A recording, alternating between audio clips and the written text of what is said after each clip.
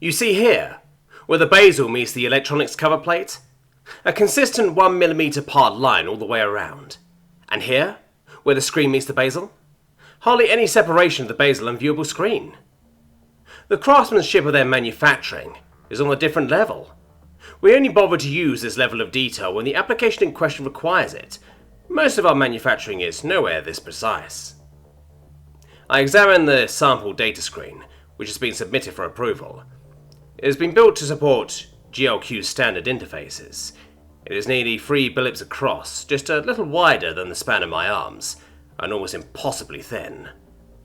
There is no way they can manufacture these in quantity with this level of precision. Their machines would quickly fall out of calibration. The maintenance cost would be astronomical. My compatriot ruffles his feathers in agreement. I have examined all the device samples they submitted. They all meet this level of tolerance.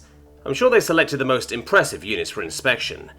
If we stipulate that all units meet this level of precision, and any unfit units get replaced free, we can use this as leverage to drive them to an economic disadvantage. My compatriot warbles in excitement as he reveals his plan. The Terrans are promising millions of units a month. If we can get them to agree to a contract that requires such precision in every device for every unit shipped, we will be able to gain an economic advantage.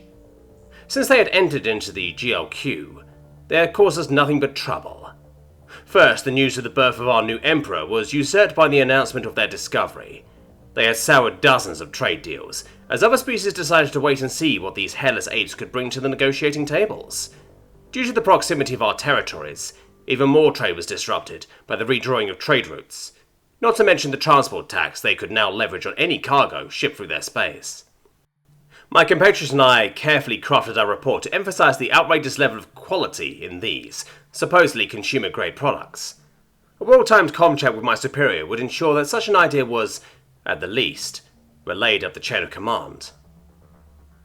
Johnson, good news! They are in! Yeah, and guess what? What? Not even waiting for a full response, Johnson was cut off. They want double the number of units per month. That's nearly 40 million units per month. Johnson looked slightly impressed. They had found someone willing to take almost all of their second-line manufacturing capacity. They wouldn't have to lay off any workers. We've been examining every shipment, but there has been no appreciable drop in quality. How is this possible? They've been shipping millions of devices every month. This should not be possible. The ambassador threw the report across his office. He had written the trade agreement under the tacit approval of his leaders, in an effort to apply economic pressure on the Terrans, but they hadn't had more than a few damaged units, and none were out of tolerance. If this plan didn't bear fruit, he would be the one to take the fall for an unfavourable trade agreement. He grabbed the compad and dialed his assistant. Get me an interview with the Terran ambassador. I want to schedule a cultural tour of their crafting facilities. Ambassador Babe, please allow me to guide you through the artist community. We have scheduled a sharing of artisanal glassblowing for the morning, and in the afternoon we will tour the leatherwork and bookbinding area. The guide from the Terran ambassador greeted the foreign ambassador at the gate. Very well, please lead on. With a slight bow, the human led the alien ambassador and his entourage into the small gated community. Tell me, where are the crafters of your electronics? I am impressed with the artisans here, but they produce so few items. How do you possibly manufacture millions of screens per month? They can't be made like this, can they? The ambassador asked. He was struggling to maintain his composure. He had been forced to watch a series of ever more dull demonstrations, learning minutiae of crafts he cared little about. Oh, humans don't make such items by hand anymore, sir. We've mostly automated the process, although there are people who monitor the process. If you like, I can make a few calls and see if we can find a place nearby willing to let us do a walkthrough, the human guide said. Please, said the ambassador, a slight ruffle of his feathers, belying his growing unease.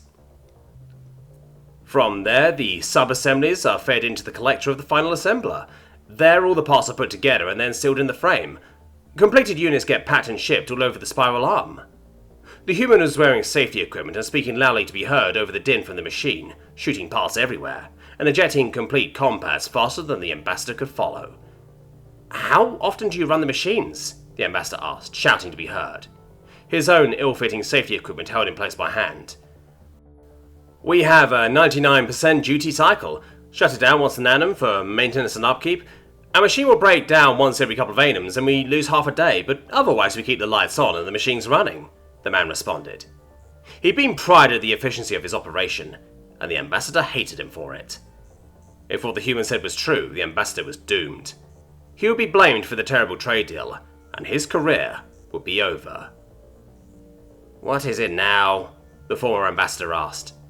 He was busy packing his personal belongings into a container to take home, now that he had been dismissed. A clerk brought in a small box and set it on the mostly empty desk, then turned and left without a word.